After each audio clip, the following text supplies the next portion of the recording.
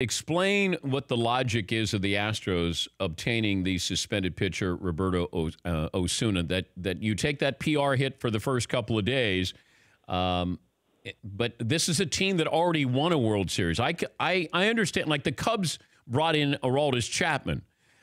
They hadn't won a World Series. The Astros have won a World Series. That's why I was surprised that they brought in Roberto Osuna, who's been suspended for domestic violence. Right, Dan, I'm with you completely on this. I was confused by this move. I'm uncomfortable with this move. I'm not sure I understand this move. Now, look, they're the defending world champs.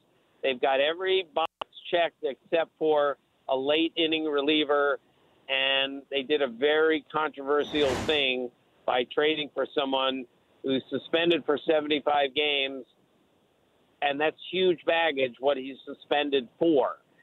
They're going to have to explain this to their fans. They're going to have to explain it to their teammates, and I'm not sure how they're going to do that.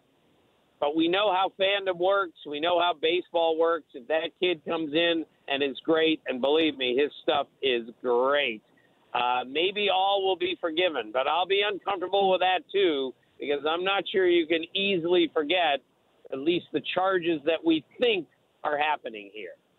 And the reason why I singled it out yesterday is obviously with domestic violence, I didn't know you could trade a guy who had been suspended. Yeah, and I also don't understand, Dan, how a guy who's suspended for this is allowed to play in the postseason, where a guy suspended for PEDs is not allowed to play in the postseason. I understand being suspended for PEDs is not a good thing, but I don't understand the distinction between the two. I didn't even think of that. I was just curious because you can't trade a player who's injured, I don't think. Can you? So can you you can trade a player who's been suspended?